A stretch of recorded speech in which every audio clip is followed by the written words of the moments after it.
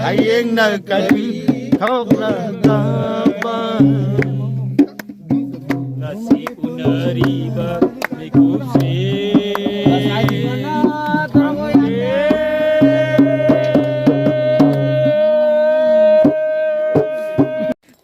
Chuyện là cái gì này không? Tha rồi không? Chuyện là cái đúng. Đâu rồi cả?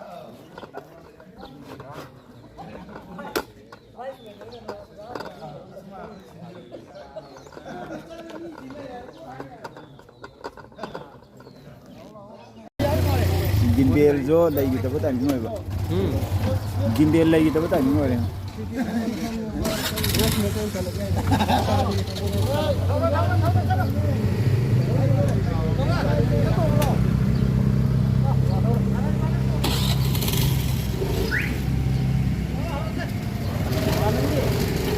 Iban lagi.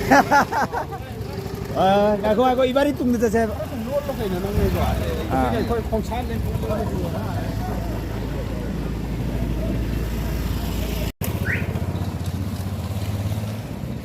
Ya.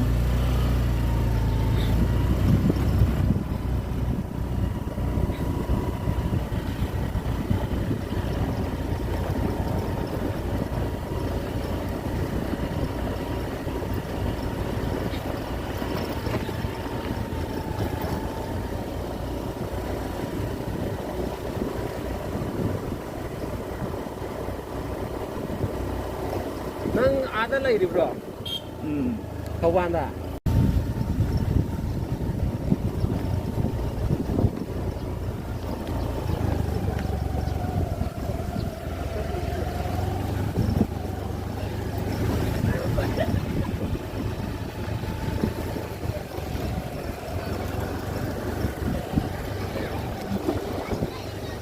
Tapi aman mau dia kerasa selapa.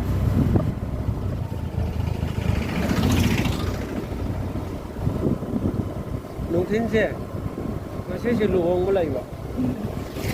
Luhong masih ay taada pero nubigi masih gi masano pa tare. Ada ay nga say si pundat pa yom mo na istita pat pathilam daw bane ba. Ado hek hatu thoro pa so thoro khang tra ba ta ni ko. Tawang ka nga ka so kari lairi ka man daw riya do.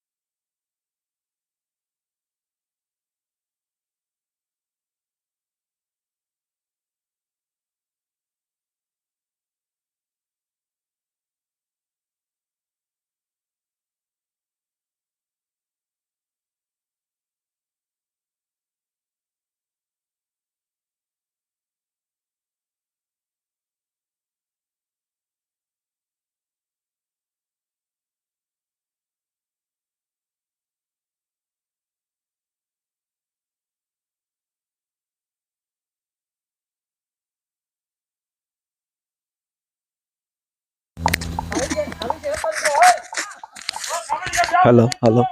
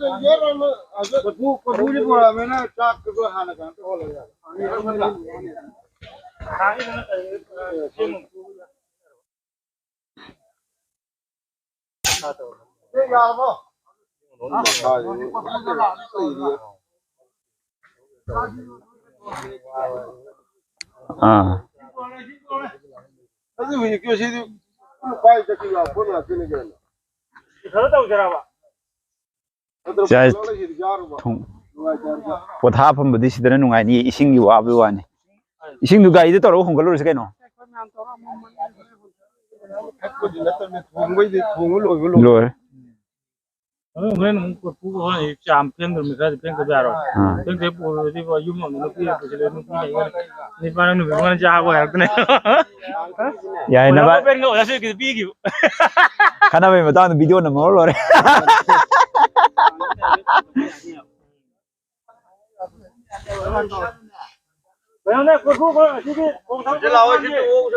Korfu jingo adu samsung kan ising yaur perase.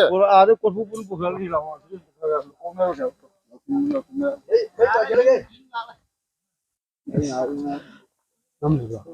recording ni na live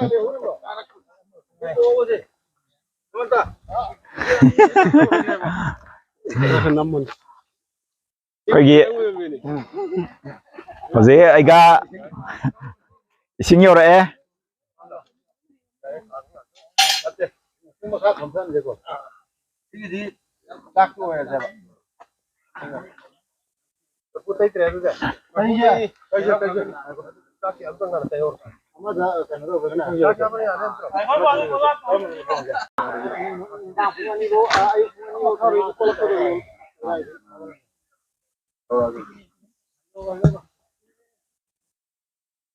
Kasi korfu kya thono mega. Hamre yaade hari. Ha, hamre yaade hari. Ha, chak di am thong oi je korfu thomo ma par ke sin ke ni pan. Ni pan hai mne ba. Oh di kupu ni ani. Kupu ni jadi ni kun jadi. Ya ma thongani. Sa thongani iro mom lai re. Sai alolan program matra da. Jadi YouTube ni mana kerja ni cara jago ya. Ada si dia mah kau pui tu orang buat ni. ไปอยู่กายนะทักตะอยู่กายนะทักตะมินะคน Orang tu tak siapa. แม่อำจังนั้นไงได้ตกฉลาด Nasi dinang ya mau pek tara di. eh yaar ai cameraman de hitak pitak biya di Pek tara di tara. Jadi. pek tara Dan metik kanan dah kasih singjan sakit apa. eh mo ai law jandro no pinanak din mai yaro ino kien yaro Ah, hiyak dinang mo singam nupon ini. adu ngarang ai kan matam di kitang di theng ba pau pang ido yabu di ya hairam Itu apa hiram magadi ko. Naik tu putar orang mau ni. Kalau kan pera, wajar mana polis. mani yala le phone torok ba Kali cuma deh. Ada, apa tu kalau yang itu ikan lagi. Ikan buat mana saja boleh sampai hari itu. Sing kororo.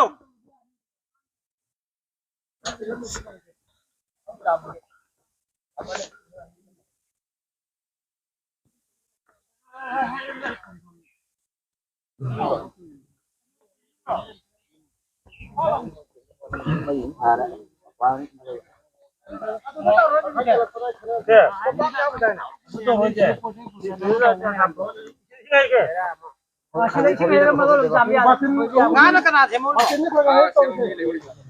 to hana khara taw ro thela kam sa lo ro to ko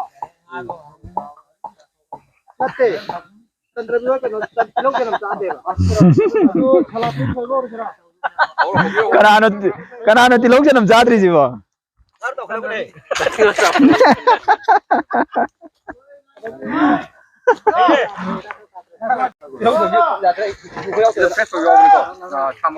yu thakri si inaw ne thakri si khandok oren yu thak mi khandok hode yaro ha makha tawri lo se nang na purai ra duna ada mayang ti nam ni na technology je koi makha da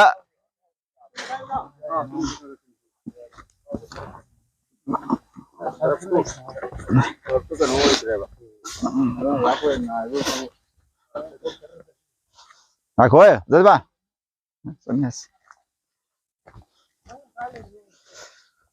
Sang người ta, ai chứ? TV mà không có tiếng cái này. Thảo Văn đó. Thảo Văn. Cái nó ngang cũng. Đây là cũng hay tay. Mày am khơi nga xem phẩm đông tự cung mua kia nga xem bấm mục khơi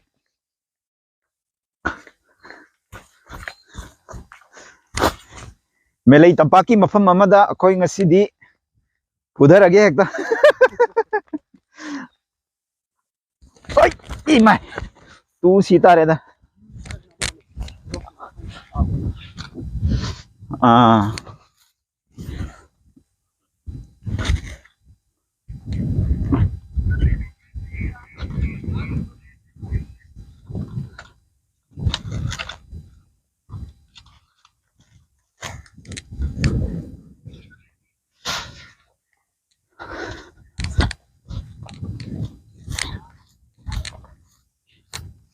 Hairok turel turbanda zik chingol gi mafam amada melai tampak aina khangna ba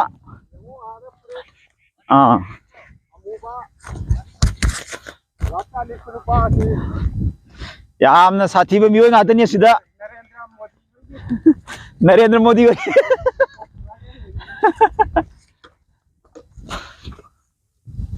zik koi mayam nga sempham yo chile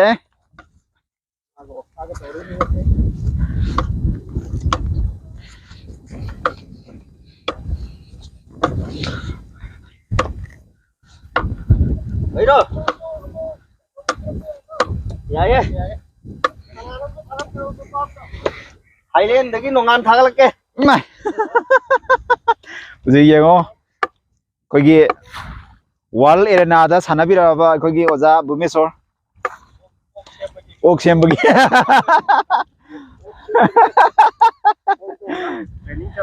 này Thailand da matam kuina ok xem ngal ramba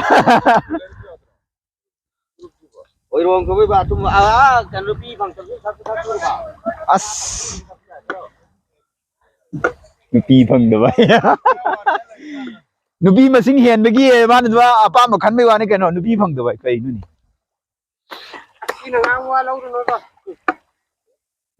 mi na apa ma khan ge na ngai ja bu du nang na phang da bai nang nang apa ma du pok da ni na ma phang ta ba ma nupi na ma nupi na ma phang da ba ni ma na phang da ba na ti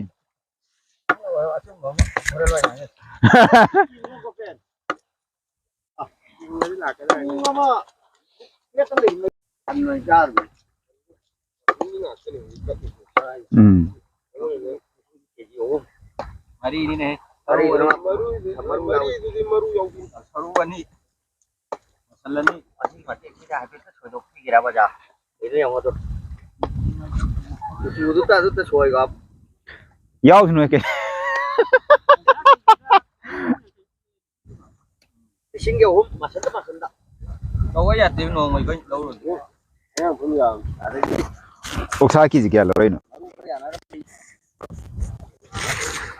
ya Spiderman olakani ko Spiderman ore yu ngaro Spiderman ola di haro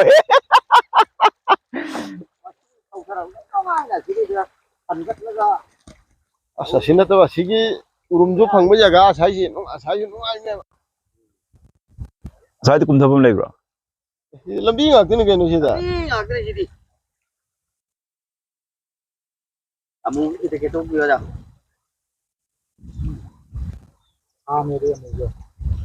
Kanana kham nang gur murin bo.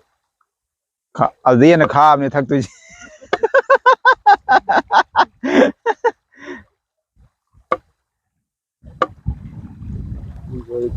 kok ni ko ora ni thak ni is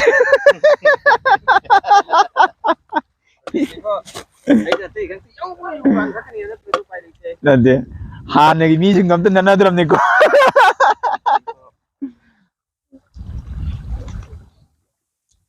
yam thak ni yaw te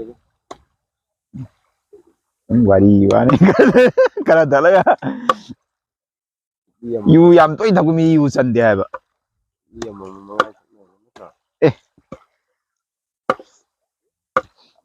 kana de lo re yu Belum pi. ais Alo đó on.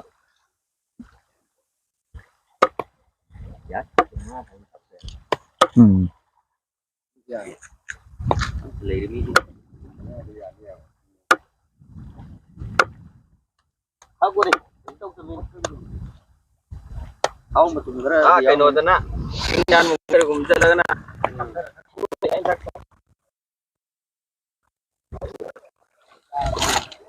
adu si thang khen na khet bi tok chara Muy que nos di tengo que retirar.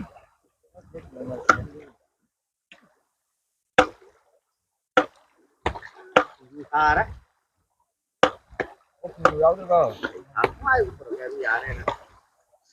ok singju asaba smana taw do si kuira ne na aga ngai du pura ga ta pa sa ta re sa da picnic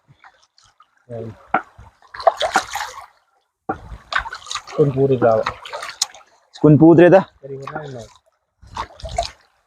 yum sap chala me ado hajikti aina yum da na dukan ma sam tik tik taw sira wa khong le ya ni kai do adu ni haji kun tha bai ra yum saba su chat le lagi kun le ge ni to wai ta re lai de thai kui de ai ro ta lai taw ada bara da le ri ga bara hai de ne adu ada kholam alu to man ha bo ai do adu kan cham ha ni ya ni adu dis da ha batra ai kun hap le na na kho du wow ni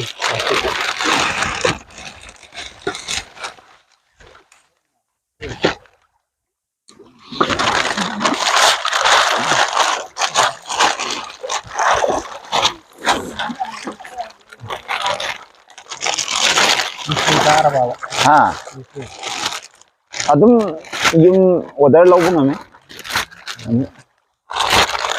lau de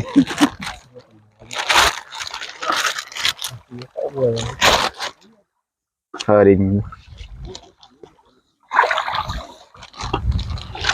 betul bisa suri bang ga mai no ang ra mai yo do pai mainu lik bener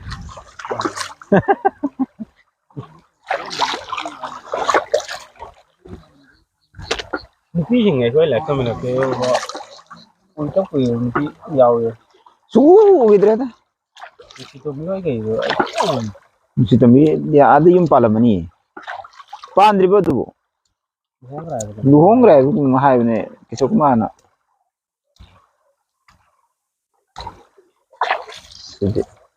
thangam lai Yo ada ke sai diri jalan ni. Ko. ꯁꯦ ꯁꯦꯝꯕ ꯂꯣꯏꯕ ꯍꯧꯔꯅꯤ ꯑꯗꯨꯒ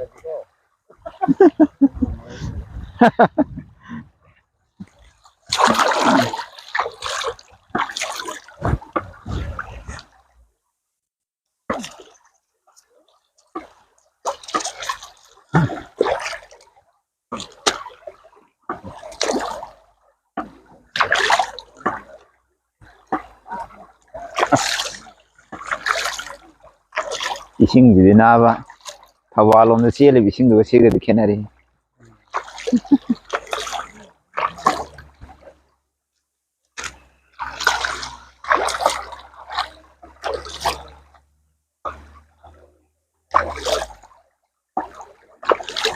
Tengo que pedirte la itemal.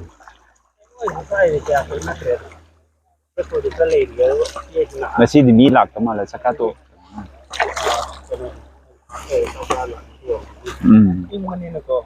Ayun nga ta. Yung tabay ng kang lo sila malak yung pinataw ni.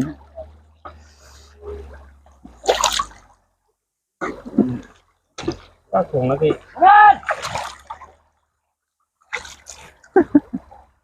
Nó lọc.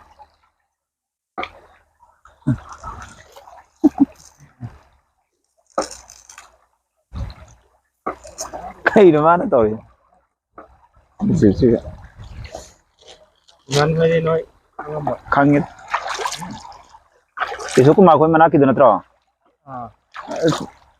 Mera kay akoy kandoy ken.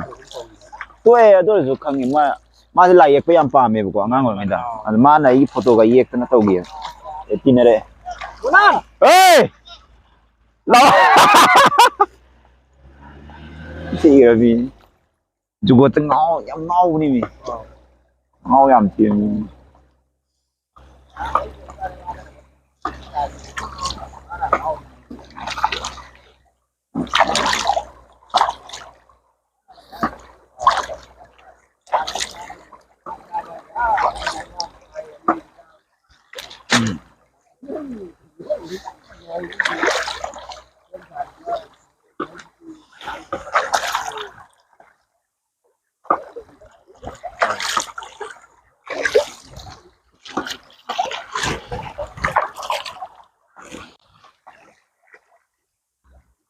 Nang di comment tàu rồi mà tỏ apa nó tàu dia đây rồi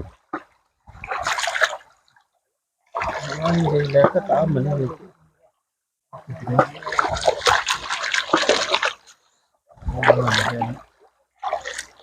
thì tao này ya lang ta di Có na gì phải có từ màu trơn nè.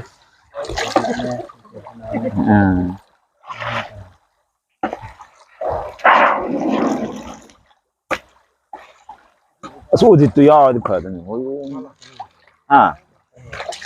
log cái mà mấy ông sang ở đấy ôi ông quên nữa ông bảo ý bảo cái phòng nó gì vậy đúng không say cái này sao nữa cái này sao cái bảo phòng nó là cái này sao nhỏ cái gì cái này sao cầm bùi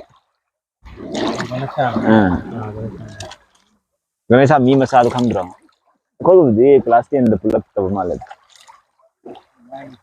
Nó sao mày đi thì nó trộn. cùng vậy ba adu ye adu khange ba ko nai ta adabudi ma budi thime ba kona class 10 party dong ta na kan dau se na Cái này cầm. Quân Việt mình. khoi gina mo class 8 thok ta min ra ko Không nó đã. hai maningi dina haskun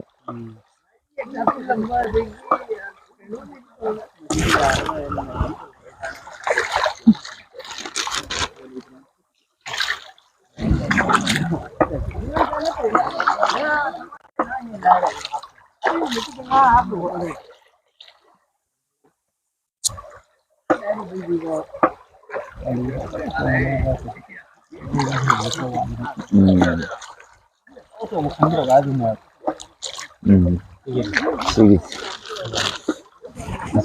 asobo khalim hin ngar hagi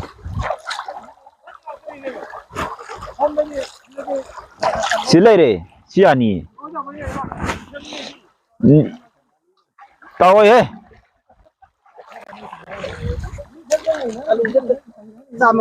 à hay nhất là sao mà ra à xin thua rồi nè Kalau kita tahu bahwa kenal lah kayak ni nak. Kan cuma kenal. à lại này tầm bạ đắc mày ăn thơ xong ngồi video vậy mày ăn thật đi đây cho ăn rồi pi lâu này mày một khai này thằng tập đi quỳ đây là bà cái tôi đây thì ngầm tôi ngầm vào chỗ đi ino rồi đi ngầm đúng màn đi ino rồi thằng tập quỳ đây Sa đấy thâu ya pon thế đây mày glass sama ni pa long na ta wai yu sa be te pire tu na yu sa ba di phong sa ba thang da da ngai thak bu di glass sama ni thak bu da dum wan thak ra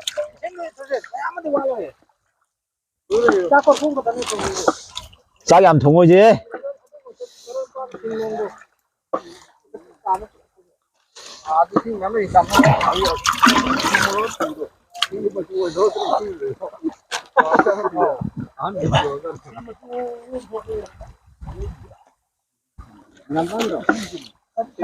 Ini nih, ini sange. Kamu kamera gini ya? Atau pernah kan itu. Ini boleh kau ni je.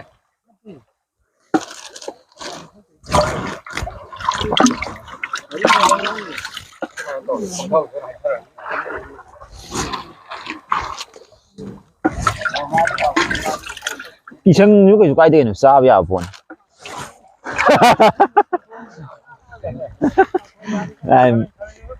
mina à hong là nung sắm mày nó mà sai rồi đi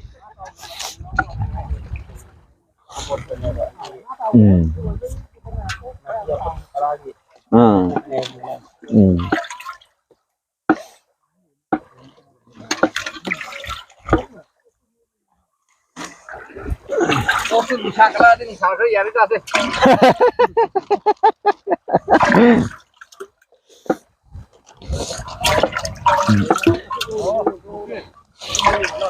Pass round như cái tàu nó bị rồi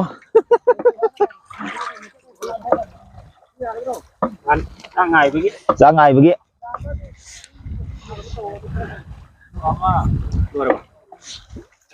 lúa mình thì này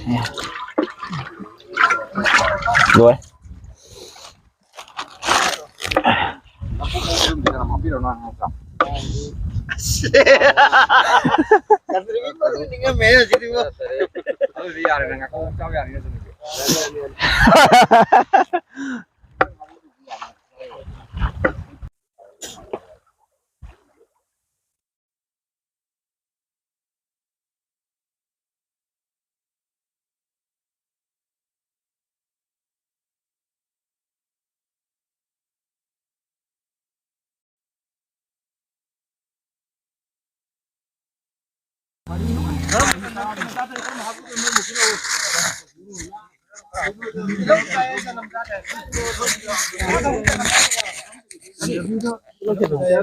Sana mahal pernah nggak tahu. Jira. sanam du ha cũng dễ thôi nào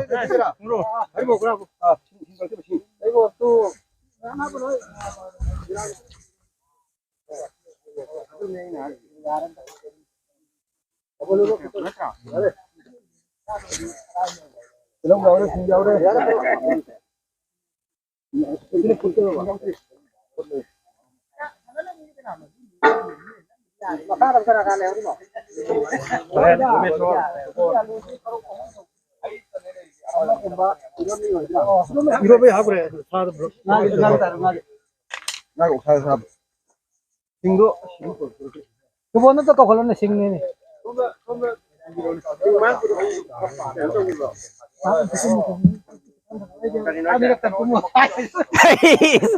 거리는 사람이 안 좋다랍니다. 내가네 아직 뭐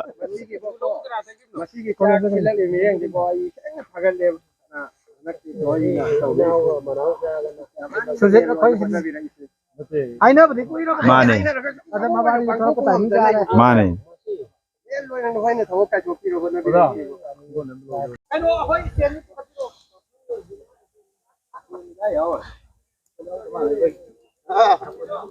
Sina nga tau bani.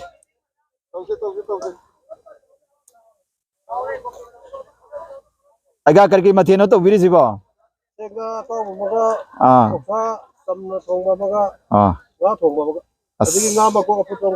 Atsa.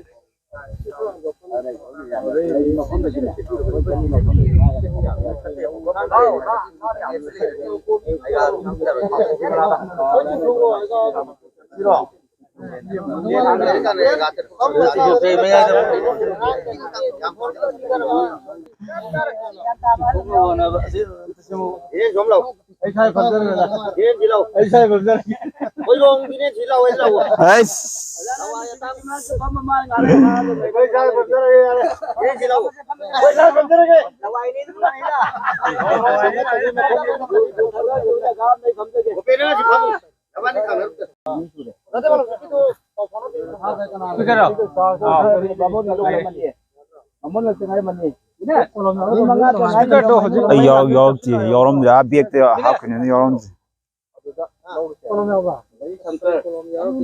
As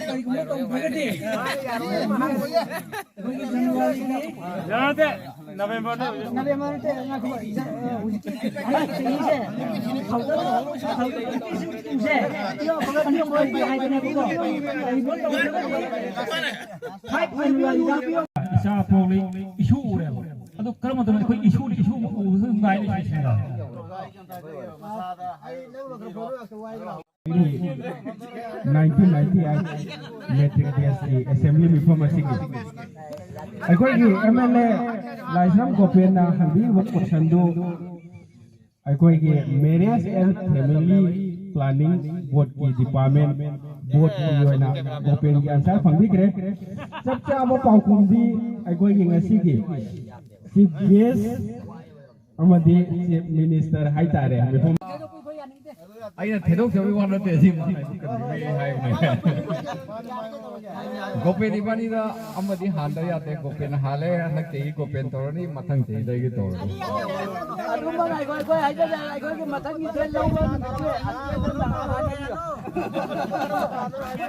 To my told them, he was here. I don't want to make you. No Pana. Why not? I just say, I know Hajarani, I think Manam Hajarani. Over the way in a canoe of the way. Mama Opana, look at what thing, why not family with some picture? Mama Opana family, no I not family door, a day and I know I not. Among a money, haven't we thought, I don't fit in him. Long time. We want my pump.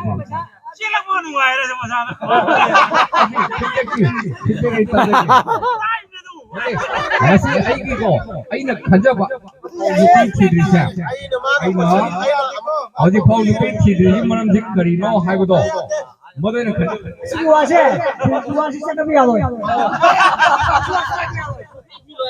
Speaker na Hajab was MLS in India. Chief Minister Mahathir Mohamad Television 2022 Asiki Mr. Laisram Gopena Mayam Pam demand Madan 2023 Marang Dem Sujina Presami on the Pam demand Thank you.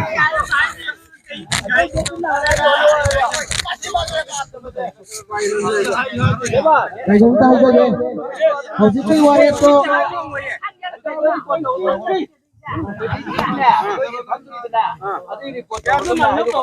Mấy em cái hôm nay ra kìa. Hầu như vậy đau suy gì cái gì hoa phong đầu. À đó, ya đó ba, ਕੋਈ dân party ném nhau đi mà. hꯧꯖꯤꯛ ꯃꯥꯡꯗ ꯉꯥꯡꯕꯤꯔꯤꯕꯁꯤ ꯑꯩꯈꯣꯏꯒꯤ ꯑꯣꯖꯥ ꯍꯤꯖꯝ ꯗꯤꯅꯦꯁ ꯅꯠꯇꯦ ꯊꯣꯛꯆꯣꯝ ꯗꯤꯅꯦꯁ ꯍꯩꯔꯣꯛꯇꯒꯤꯅꯤ ꯍꯩꯔꯣꯛ ꯆꯝꯄ꯭ꯔꯥ ꯂꯝꯃꯔꯤ ꯐꯥꯡꯕ ꯆꯝꯄ꯭ꯔꯥ ꯊꯣꯡ ꯃꯅꯥꯛꯇꯒꯤꯅꯤ ꯑꯗꯣ ꯃꯦꯖꯣꯔꯤꯇꯤꯗꯣ ꯑꯗꯨꯗꯨꯅ ꯐꯥꯏꯅꯦꯜ ꯑꯣꯏꯔꯁꯦꯕ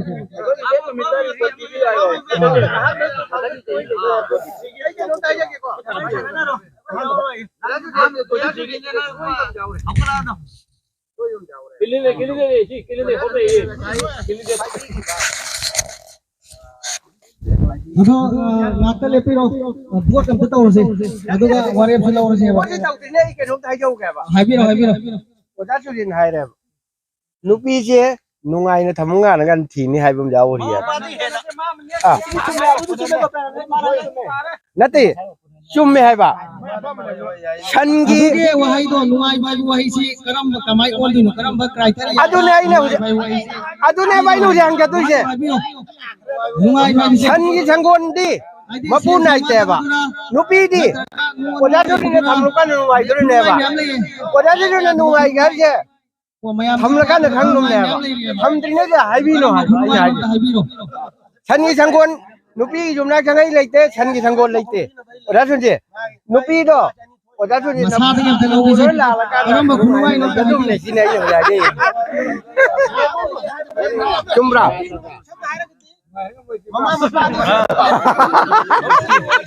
야ते 어다 소리 기와도 야ते ꯑꯩꯈꯣꯏꯅ ꯂꯥꯏꯔꯤꯛ ꯇꯝꯃꯛꯄꯗꯤ ꯌꯥꯝ ꯐꯩꯌꯦ ꯑꯩꯈꯣꯏ ꯃꯌꯥꯝ ꯂꯥꯏꯔꯤꯛ ꯇꯝꯃꯛꯄꯗꯤ ꯌꯥꯝ ꯐꯩꯌꯦ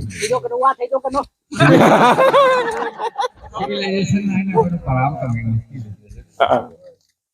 ꯁꯤꯚꯤꯂꯥꯏꯖ ꯑꯣꯏꯕꯁꯤ ꯀꯩꯅꯣ ꯍꯥꯏꯅ ꯍꯪꯕ ꯑꯃ ꯂꯩꯌꯦꯕ ꯑꯗꯨ ꯆꯞ ꯃꯥꯟꯅꯩ ꯅꯨꯡꯉꯥꯏꯕꯁꯤ ꯀꯩꯅꯣ ꯑꯗꯨꯅ ꯅꯨꯡꯉꯥꯏꯕꯁꯤ ꯑꯩꯅ ꯅꯨꯡꯉꯥꯏꯕꯅ ꯑꯃ ꯑꯗꯒꯤ ꯑꯩꯈꯣꯏꯒꯤ ꯏꯆꯤꯟ ꯏꯅꯥꯎ ꯃꯌꯥꯝꯒꯤ ꯅꯨꯡꯉꯥꯏꯕ ꯑꯃꯅ ꯏꯝꯐꯥꯜ ꯑꯩꯕꯨ ꯑꯦꯛꯖꯥꯝꯗ ꯄꯤꯖꯒꯦ ꯏꯝꯐꯥꯜꯗꯒꯤ ꯃꯥꯔꯨꯇꯤ ꯀꯥꯔ ꯇꯣꯡꯕ ꯅꯨꯄꯥ ꯑꯃꯅ ꯃꯥꯔꯨꯇꯤ ꯀꯥꯔ ꯅꯧꯅ ꯊꯧꯔꯛꯄ ꯃꯇꯝꯗ ꯃꯥꯏ ꯅꯨꯄꯤꯗꯣ ꯍꯥꯞꯄꯒ ꯊꯧꯕꯁꯤ ꯃꯥꯏ ꯅꯨꯡꯉꯥꯏꯖꯕꯤꯅꯦꯕ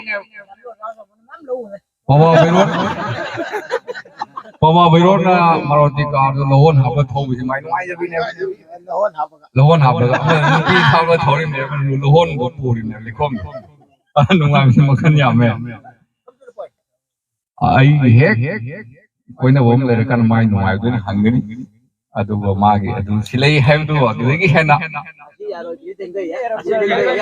ꯊꯦꯡꯊꯔꯁꯨ 2023 ꯁꯦ ꯑꯁꯤꯗꯩꯗꯤ ꯍꯦꯟꯅ ꯊꯦꯡꯊꯔꯔꯣꯏ 2023 ꯍꯦꯟꯅ ꯊꯦꯡꯊꯔꯔꯣꯏ ꯑꯗꯨꯗꯤ ꯉꯁꯤꯃꯛ ꯌꯥꯔꯦ ꯃꯥꯏꯗꯤ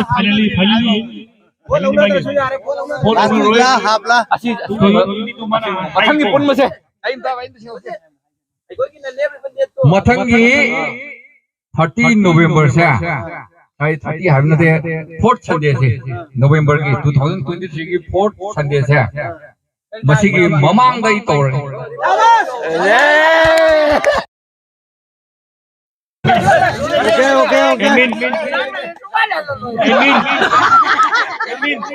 ꯑꯩ ꯔꯦꯀꯣꯔꯗ ꯇꯧꯁꯤꯟꯖꯔꯦ ꯍꯧꯖꯤꯛꯀꯤ ꯄꯨꯡꯐꯝꯁꯤꯅ 2023ꯒꯤ ꯅꯣꯕꯦꯝꯕꯔ 4 ꯅꯣꯕꯦꯝꯕꯔ ꯍꯧꯖꯤꯛ ꯀꯦꯃꯦꯔꯥ ꯑꯣꯟ ꯇꯧꯔꯤ ꯔꯦꯀꯣꯔꯗꯅꯤꯀꯣ ꯁꯤꯒꯤꯁꯦ ꯁꯤ ꯔꯦꯀꯣꯔꯗꯤꯡꯅꯤ 2003ꯒꯤ ꯅꯕꯦꯝꯕꯔ ꯍꯥꯏꯕꯅꯦꯕ ꯑꯁꯤꯗꯤ ꯑꯩꯈꯣꯏꯒꯤ ꯗꯤꯅꯔ ꯄ꯭ꯔꯣꯒ꯭ꯔꯥꯝ ꯄꯨꯂꯤꯁꯤꯒꯤ ꯄꯣꯠꯇꯒꯤ ꯃꯇꯝꯗꯤ ꯃꯃꯥꯡ ꯍꯥꯏꯕꯅꯦꯕ ꯑꯁꯤꯗꯒꯤ ꯃꯥꯅ ꯏꯁꯝ ꯁꯝꯅ half of the year ꯂꯩꯗꯪ ꯈꯥꯏꯗ ꯃꯥꯅ ꯉꯝꯒꯗꯕꯅꯦꯕ ꯑꯗꯨ ꯅꯠꯇꯗꯅ ꯃꯥꯅ ꯁꯤꯒꯤ ꯆꯥꯟꯁ ꯂꯧꯔꯒ ꯉꯥꯡꯕꯗꯤ ꯌꯥꯔꯣꯏ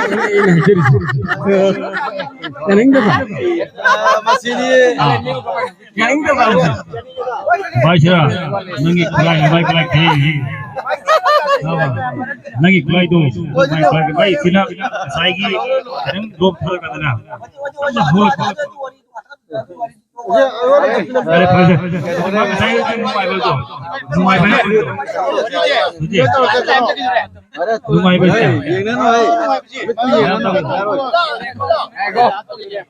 sai gi mobile bal se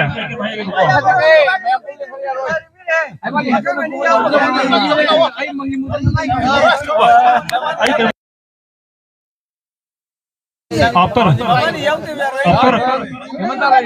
sagi numai base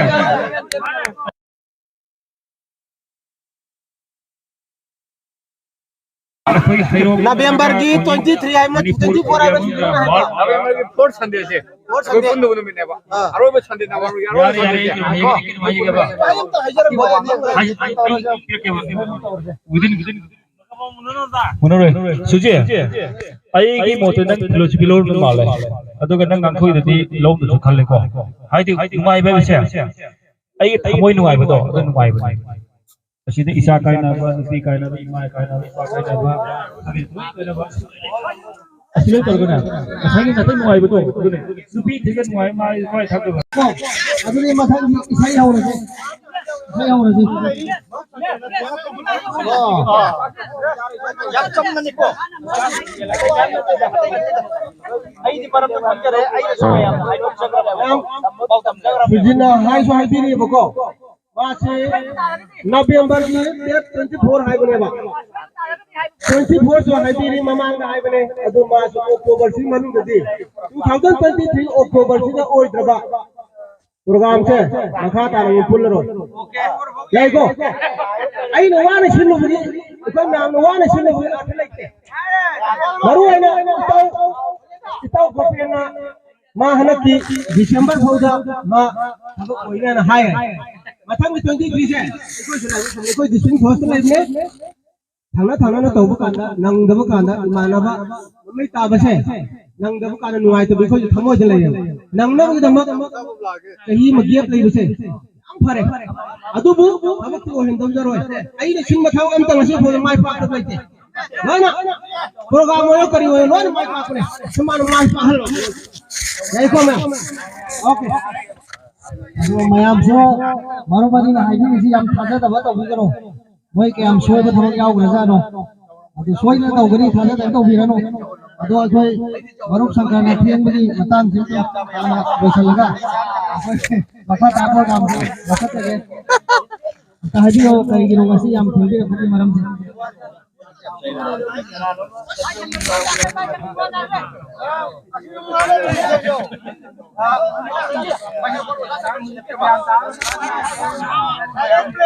marke sanga mayam loina wa thi haina bani ai sum marke sanga khone mayam han mayam adu ka ai khoi ki class 10 pass to birak khaba amadi tamina khaba imanaba sing mingoina panjatra ka so aina ahan amakada aina khangari aina khangira koi maram ai haika ki ko yam lana khangi gan ai yam theng la ko si ai mai wakhan ngai do kai ba ni siba yang ai sang ngom da na ai khat lai garam na ai hi mayam ai gi law ta mayam gi khunjen ta ba khot ba ma taw pa ge adum asi oiram bane ai sangirak bane mayam oi so oiram bane ai thengja bai maram di ai ngasi di low masang fa ngamong fa ge ba ai ismain taw dan ai asilo matam ojara ga so ai nanga bai sangirak ya na ai invite staff ai marup dai ai jagi melu मैं वरों भी तरफ वरों भी तरफ मुझे सुनने पड़ेगा Yang lagi yang lebih lebih. Nasi loy kamu kan tanggung kereko. Bagi kamu kan tanggung le. Kami. Aku pun kamu le ra. Kamu lama no. Si panengi marita ra.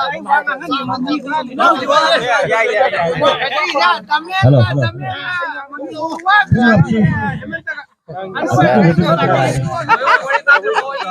Liu bi kan sida aku kan pun ira ba tha ja ho ye wa masih aduh ya और करान check शूर करान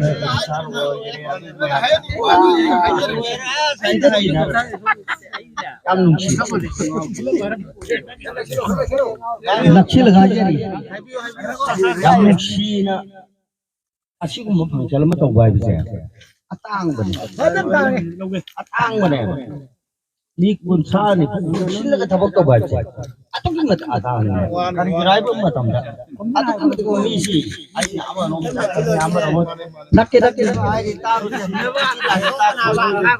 hum na mukhi puchi ga si hawa ko ba chak len ma chak ngam lai ko sinjari ba che asina ahan bo ni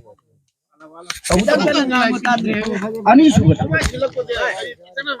second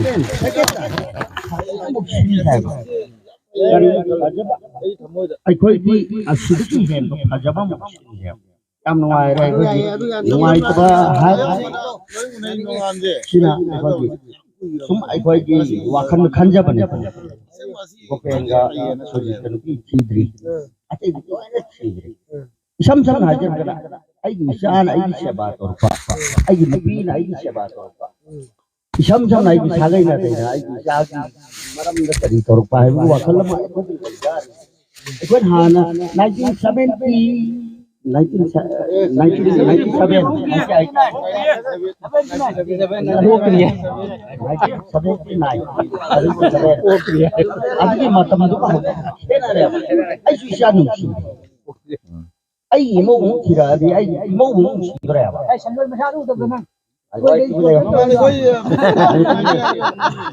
Maram tu na,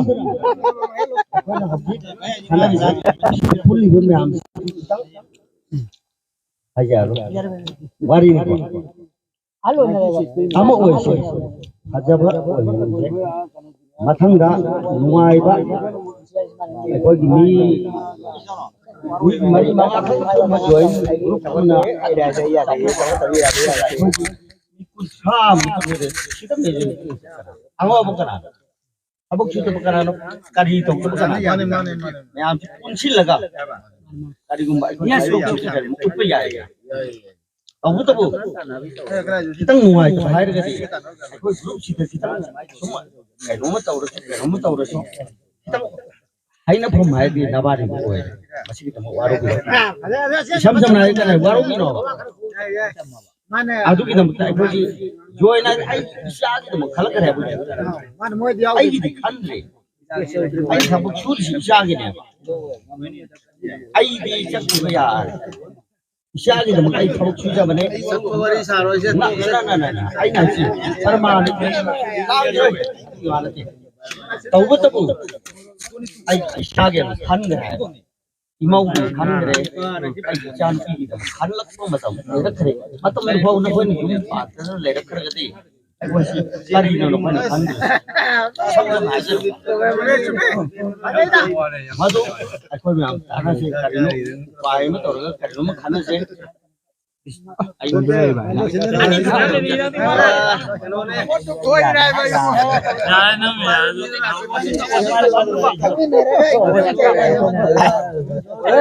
Amin apa itu?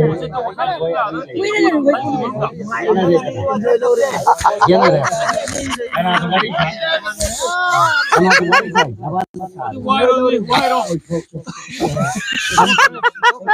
Tadi no problem tu.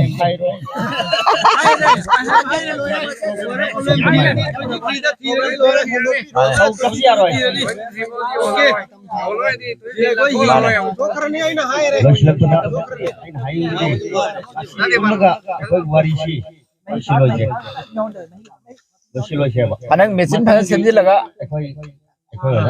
lihat keren.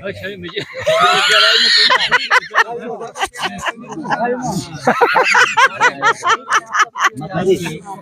November Mane. Aduh, ampun saja. Dari ini aduh, mana choki dong.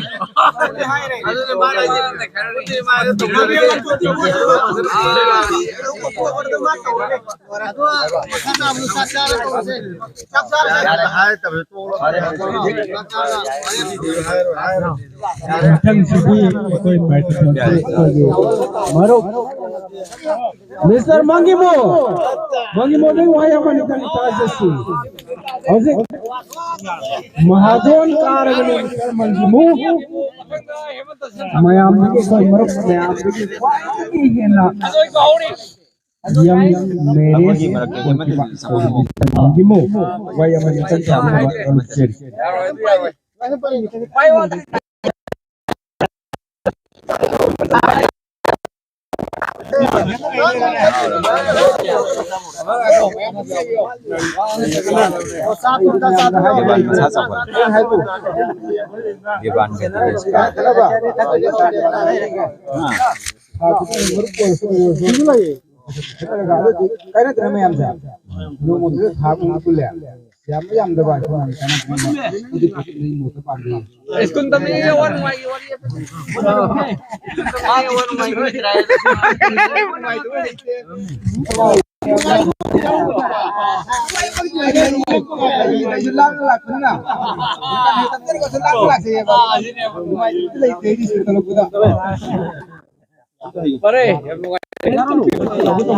Wari matagai hanya sigi lalu itu memang sigi kalau awal apa kalau mana hai nagai marama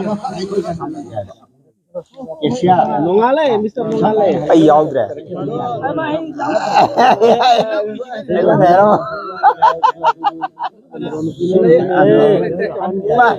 Yare ya mera kano yare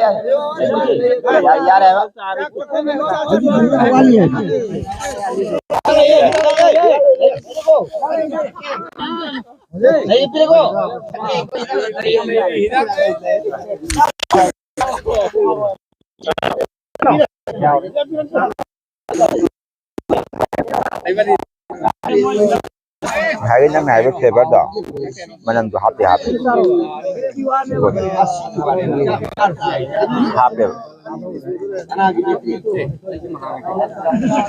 mới dùng thì cái mà flavor mà làm mà happy vậy con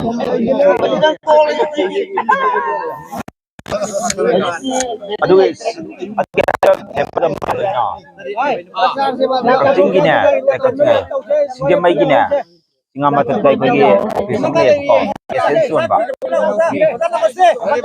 aduh bisa Gonggi tampra gitu kami ko oleh ke aduh tu punya hapre direct ko ye komanya hapre dia mana ko happy wana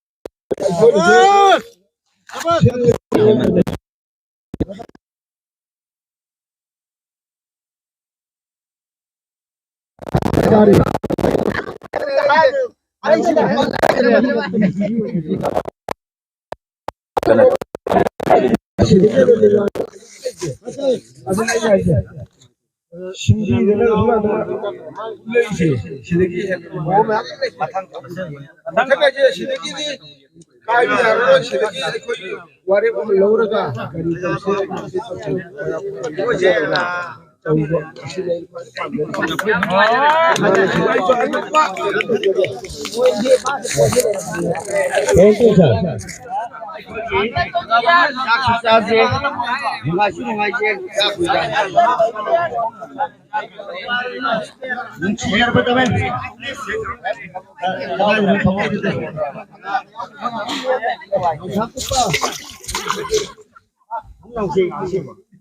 Wari aming ba apa ba nungai เป็นแบบภาพเลยก่อนไอ้ค่อยข้ากี่ช่วยจ้ะช่วย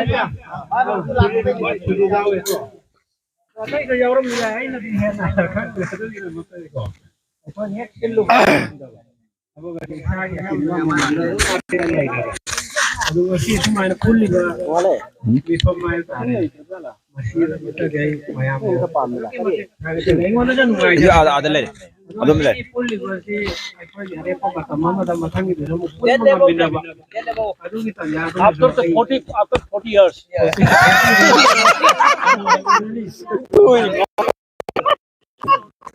Matang tu dah. Ayo lagi. Lungai dia ni bermahal tak. Baik bumi so. Baik bumi so dia. Baik kita so dia. Xem ai lôi hầm ra đây. Itu, macam tu dah orang bawa kisah macam. Dah kau ini nak udah narai ni saya sabdi. Tanya baca. Masih ini nungai tu, juga kau lagi. Sinai maru pun baku cakap aku. Macam mana cakap? Pun nak tahu cari. Bas.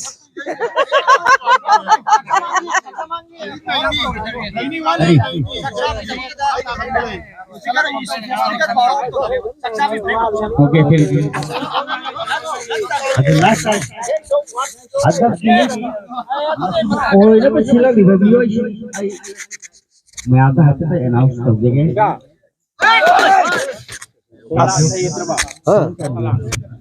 Kalau nanti apa nak terus khang khang तो भाई तारे देखो मनाओ तो है अशी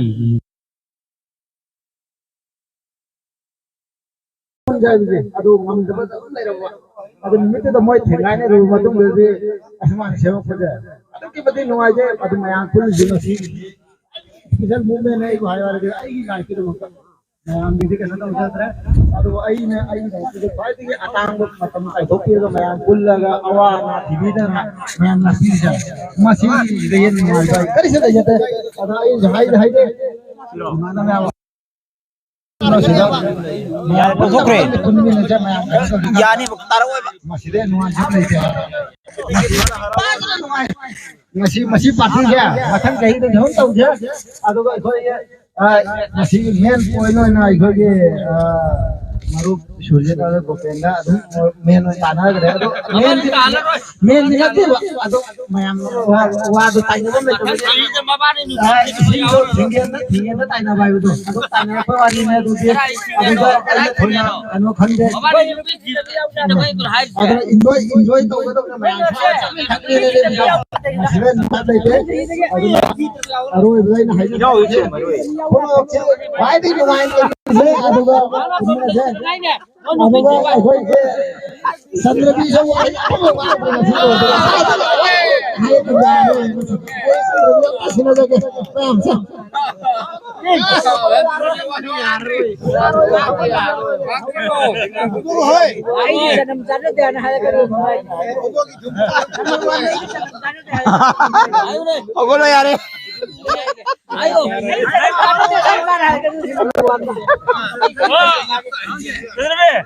Ni apa betul? Baik dah. Ada jangan jangan dia segera ni marah. हम लिखते हैं बंदी जाने नुआई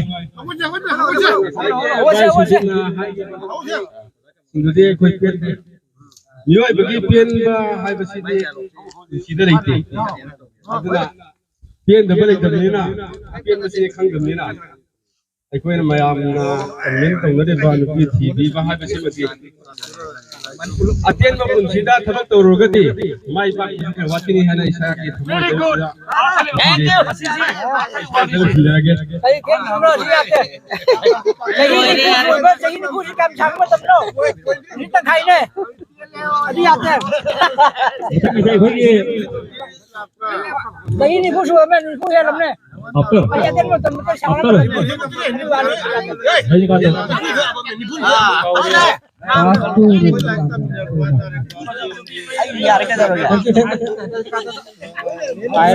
Iron ni opinion करता हूँ ꯑꯩꯗꯤ ꯃꯌꯥꯝꯒꯤ ꯃꯃꯥꯡꯗ ꯏꯁꯩ ꯑꯣꯏ ꯁꯛꯀꯦ ꯇꯧꯖꯕꯅꯤ ꯋꯥ ꯉꯥꯡꯕꯒꯤ ꯄꯣꯠꯁꯤꯗꯤ ꯑꯩ ꯐꯪꯗ꯭ꯔꯦ ꯑꯗꯨ ꯇꯧꯕꯇꯕꯨ ꯑꯩꯅ ꯍꯥꯏꯅꯤꯡꯕ ꯋꯥ ꯑꯃ ꯂꯩ ꯐꯠꯇ꯭ꯔꯤꯕ ꯑꯩꯈꯣꯏꯒꯤ ꯏꯁꯩ ꯂꯩꯃꯤꯟꯅꯔꯤꯕ ꯑꯩꯈꯣꯏꯒꯤ ꯂꯩꯔꯤꯕ ꯑꯩꯈꯣꯏꯒꯤ ꯃꯤ ꯑꯃ ꯑꯣꯏꯔꯀꯥꯟꯗ ꯄꯥꯔꯐꯦꯛ ꯐꯨꯜ ꯑꯣꯏꯕ ꯉꯁꯤ ꯄꯨꯜꯂꯤꯕ ꯃꯤꯄꯨꯟꯁꯤꯗ ꯂꯩꯔꯤꯕ ꯃꯤ ꯃꯌꯥꯝꯁꯤ ꯎꯕꯀꯥꯟꯗ ꯏꯁꯥꯗ ꯑꯗꯨꯛꯀꯤ ꯃꯇꯤꯛ ꯅꯨꯡꯉꯥꯏꯕ ꯁꯤꯗꯒꯤ ꯍꯦꯟꯅ ꯅꯨꯡꯉꯥꯏꯕ ꯑꯃ ꯐꯥꯎꯗꯦ ꯇꯧꯕꯇꯕꯨ ꯖꯣꯖꯣꯅ ꯉꯛꯄ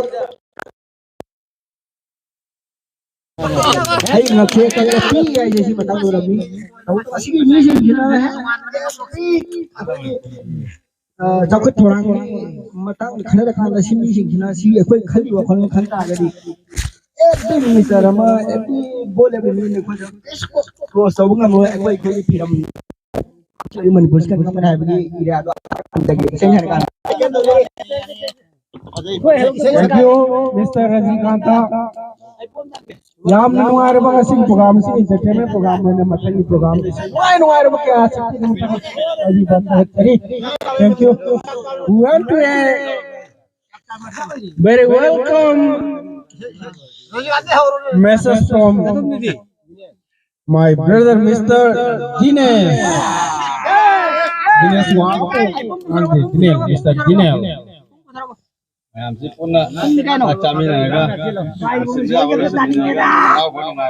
ꯆꯥꯃꯤꯟꯅꯁꯦ ꯂꯥꯏꯔꯤꯛ ꯁꯨꯃꯥꯏꯅ ꯇꯝꯃꯤꯟꯅꯕ ꯌꯥꯝ ꯑꯗꯨꯃꯥꯏꯅ ꯇꯧꯔꯁꯤ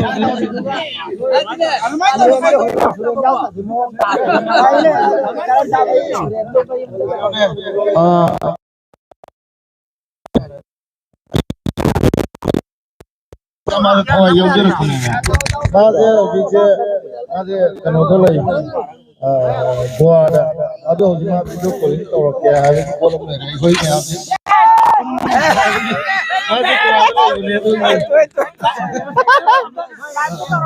ꯑꯩꯈꯣই ꯁꯨꯃꯥꯏꯅ ꯌꯥꯏꯌꯦ ꯑꯗꯨ ꯃꯥ ꯏꯁꯩꯗ ꯑꯣꯏꯅ ꯇꯧꯁꯦ ꯀꯣꯜ ꯇꯧꯖꯔꯛꯀꯦ ꯑꯗꯨꯒ ꯃꯌꯥꯝ ꯏꯟꯖꯣꯏ ꯇꯧꯃꯤꯟꯅꯁꯦ ꯏꯁꯩꯗ ꯑꯣꯏꯅ ꯇꯧꯁꯤ ꯀꯩꯅꯣ ꯁꯤ ꯂꯣꯏꯔꯒ ꯏꯁꯩꯗ ꯑꯣꯏꯅ ꯇꯧꯁꯦ ꯍꯥꯏꯕ ꯂꯣꯏ ꯈꯪꯒꯅꯤ ꯃꯥꯅ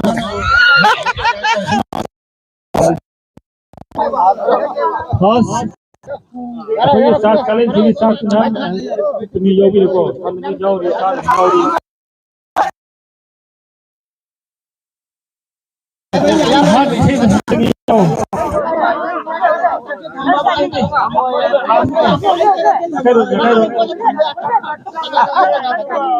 ये काय होने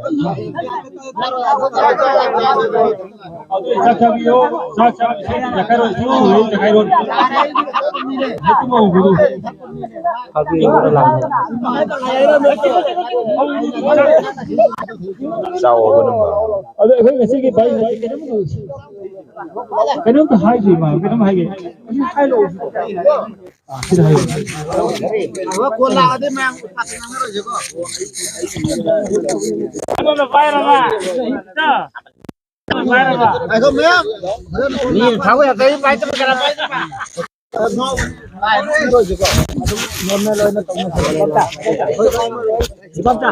ô mày ông sao cho video ấy đúng giờ cái rồi không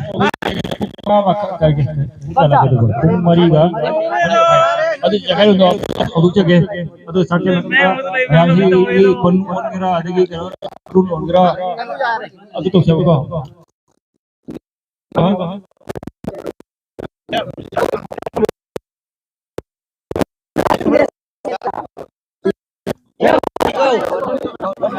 program silurumina chak chabagi ꯂꯩꯔꯤꯕ ꯆꯥꯏꯔꯤꯕ ꯄꯨꯝꯅꯃꯛ ꯁꯤꯟꯃꯤꯟꯅꯔꯒ ꯑꯩꯈꯣꯏ ꯏꯟꯇꯔꯇꯦꯟꯃꯦꯟ ꯍꯧꯁꯤ ꯑꯗꯨ ꯅꯠꯇꯗꯤ ꯍꯣꯔꯦꯟ ꯍꯧꯔꯒꯗꯤ ꯃꯦꯟꯃꯥꯟ ꯇꯥꯟꯅꯔꯣꯏꯕ ꯑꯩꯅ ꯍꯥꯏꯖꯔꯤꯁꯦ tawro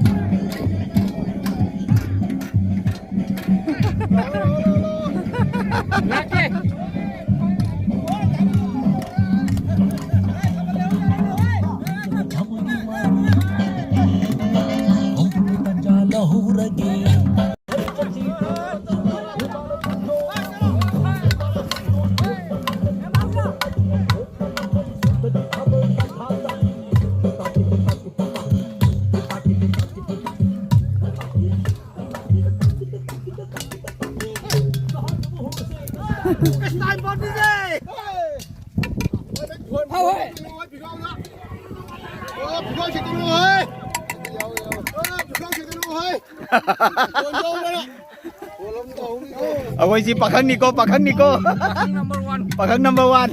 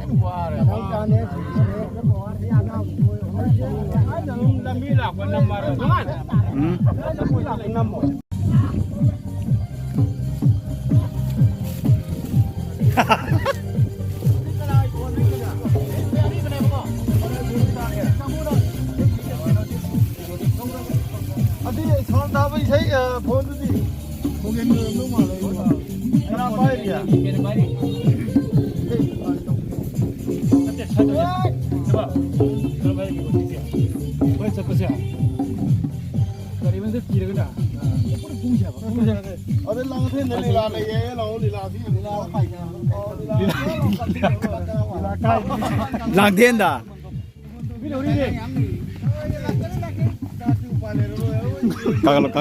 ลีลาใกล้นี่ลีลาเลยแล้วมันนี่ยาด้วยไงวะเลยมันรู้อะไรเนี่ย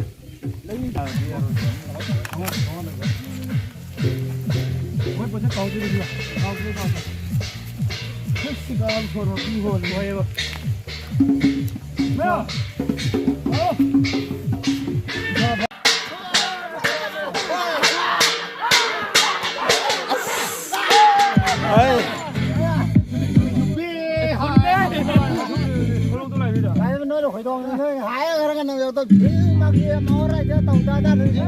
One app with 80 possibilities.